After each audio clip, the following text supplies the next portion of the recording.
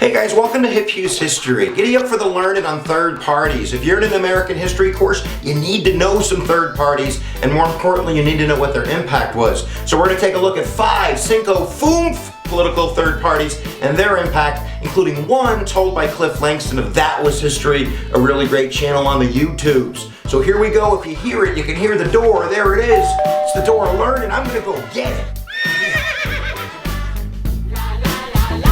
Alright, before we get started, I kind of use the analogy that when I'm explaining content, I'm not going 10 layers under the surface here, guys. In a sense, we're kind of skipping the rock across the water, but you have to know what that water is. So third parties really carry with them 2 big themes or 2 big kind of thesis ideas. One of them is that generally they're issue orientated. They kind of pop up around some general concern during that time period, and in many instances they act as elevators. In a sense, what one of the other political parties is going to do is latch onto that idea, and then the party kind of dissolves and goes away as those people that supported that idea jump on board with one of the major 2 political parties.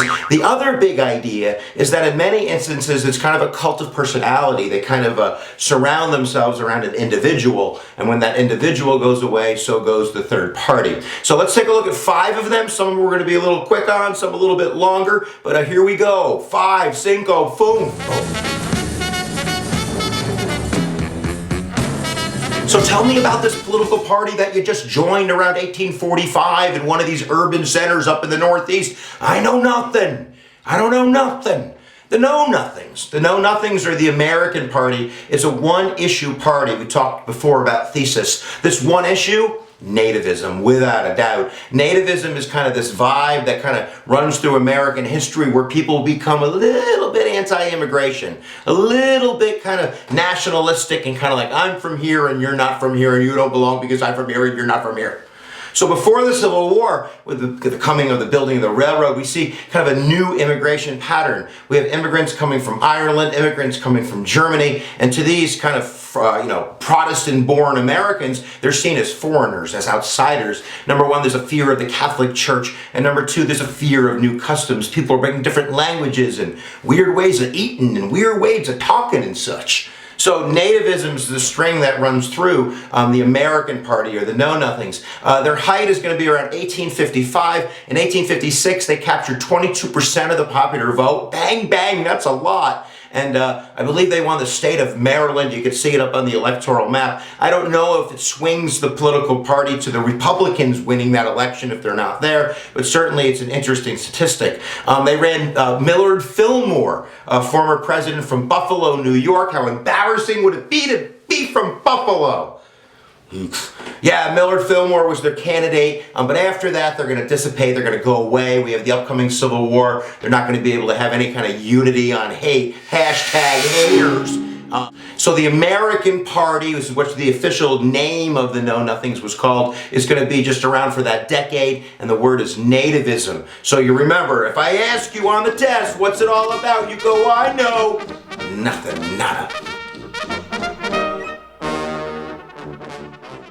So let's take a look at the Socialist Party right around the turn of the century, and I could have chose a few different political parties. The Populist, there was the Grange, the Progressive Movement, but the Socialist Party is most interesting because number 1, I think it's a little bit of a cult of personality. It's run around Eugene Debs. Eugene Debs was their candidate 5 times from 1900 to 1920. In fact, he even ran from prison in 1920, garnering 900,000+ votes as a write-in candidate. But what's most interesting about the Socialist, and you can certainly research the Socialist Party and find out lots about their roots, and they're really kind of a formation of a lot of different malaligned groups in American history, bringing together farmers and urbanites and communists in some instances and unionists in other instances under the banner of kind of injustice and kind of this waging war between the poor and the rich. But what's most interesting is not that they're going to lose, but their ideas in many instances are going to become law and part of our Constitution.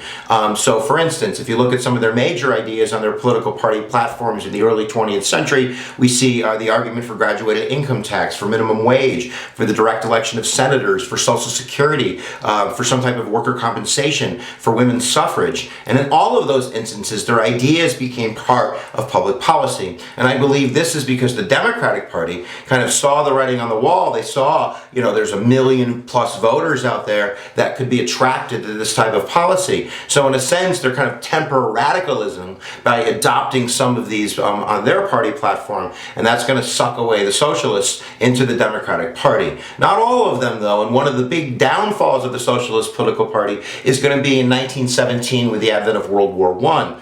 The Democrats and the Republicans, for the most part, are pro-war, and certainly when troops are over there, they're pro-war. So we have the Espionage Act that's passed right around 1917. So when he's running for president and he's on the road, Eugene Debs is speaking up against the draft, and he's basically telling people to avoid the draft, that this is a war of capitalism, that we should be isolationists, and he gets arrested. Not unlike Schenck in Schenck versus United States, where Schenck argued that he was exercising his freedom of speech, and Oliver Wendell Holmes said, "Yo, dude, you can't yell fire in the movie theater." And Schenck was like, "But I saw a fire." So that idea that Eugene Debs is threatening the national security is what lands him in prison. And he was put in prison, I believe, 1917, 1918, and it wasn't until he got out and he was pardoned by the next president, Harding, in 1921. In fact, and you got to remember that, the Democrats and Woodrow Wilson are kind of on the side, in a sense, of Eugene Debs in terms of his progressive ideas.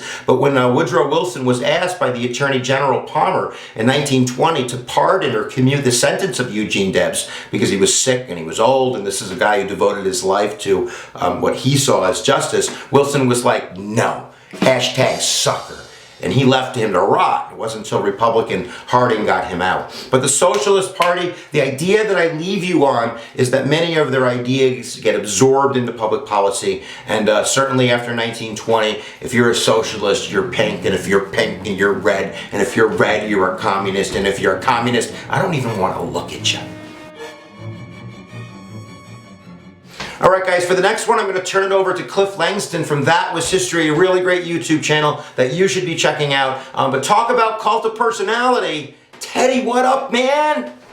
As you are probably aware, this is a moose, but more specifically, it's a bull moose. As you can see, these creatures are massive and currently hold the top dog position in the deer family. While they're typically slow-going and mellow, bull moose can become highly aggressive. Take these two for example. It's rut season for these two and the battle for a mate is on. So why am I showing you a video of bull moose? Well, this kind of stuff actually goes hand in hand with the political party I want to tell you about, called the Progressive Party, that was put together for the 1912 election in the United States. This Progressive Party just so happens to go by a more famous name though. Some might go so far as to call this party the Bull Moose Party. You see, the reason this party received this nickname is because of something that Theodore Roosevelt, the founder of this party, said shortly after it was formed. Feeling pretty good about the circumstances at the time, Roosevelt was recorded to have said, "I'm feeling like a bull moose," and the bull moose name stuck with Roosevelt for the rest of the 1912 campaign. At first, this might seem a little confusing because you might recall that Teddy Roosevelt was president from 1901 to 1909 and represented the well-established Republican Party. This is true, but the reason that Roosevelt was no longer affiliated with the Republican Party in 1912 was because of his falling out with the now president William Howard Taft, who was Republican as well. Roosevelt originally supported Taft when Taft was elected as the next president of the United States in 1908, but shortly after, Taft was showing his true colors,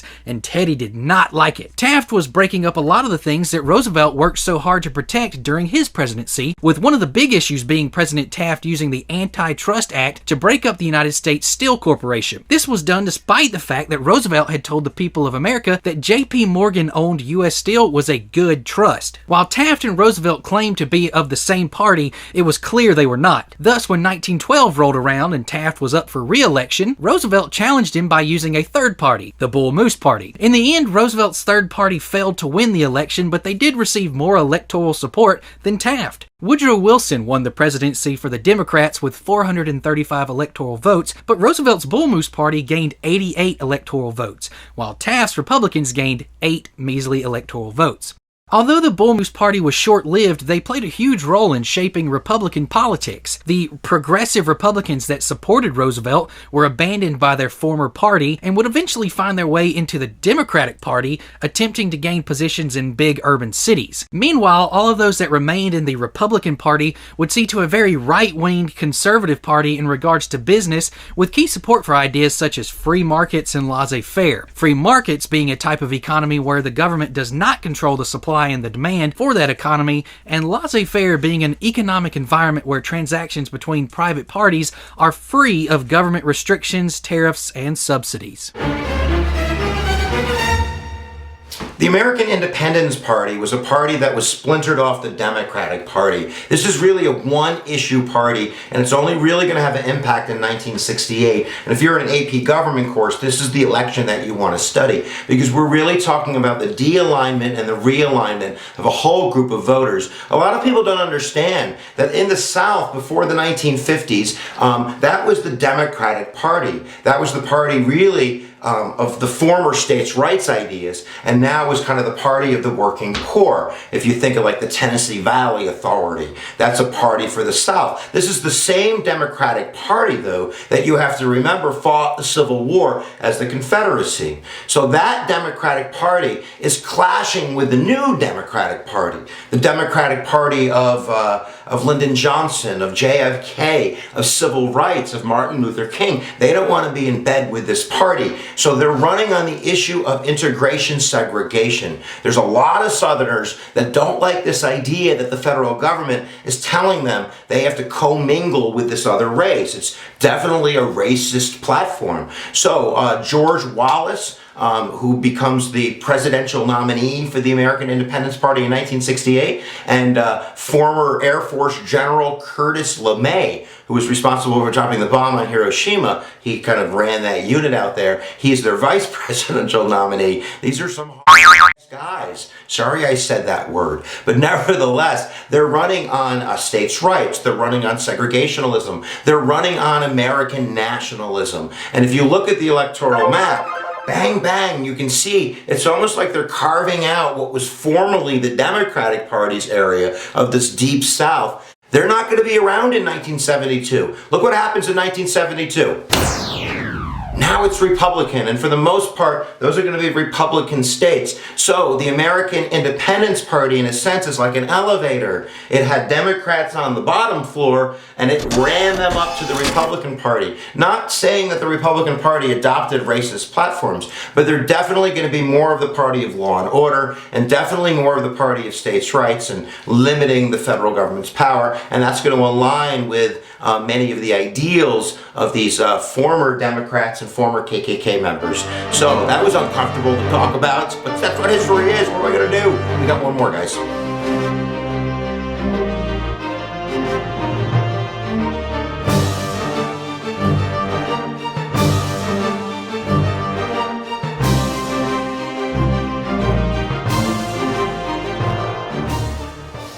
So the last one is the United We Stand America Party, or what's going to become the Reform Party. This is, again, I think, a cult of personality party that's really going to ride the reins of kind of political apathy and disenfranchisement of the political party system. So the dude's name you want to know, how can you forget that face? That's Ross Perot, Texas billionaire.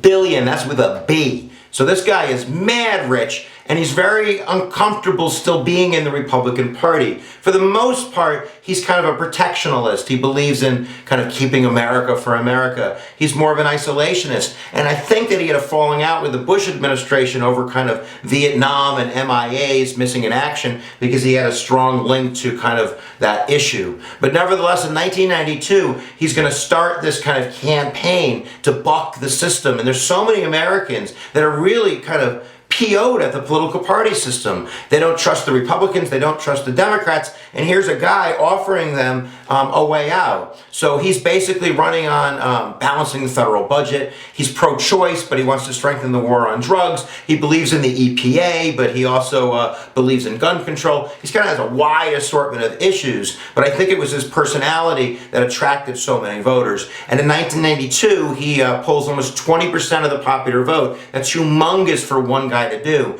And what's interesting, and you can go kind of research this on your own, a lot of conspiracy theorists, because he was actually tied for the lead, I believe, like that summer before the election. And then on Larry King, you could see it right here, he went on and he dropped out of the race because he feared that the Republican Party was going to divulge information through photographs about his daughter's wedding.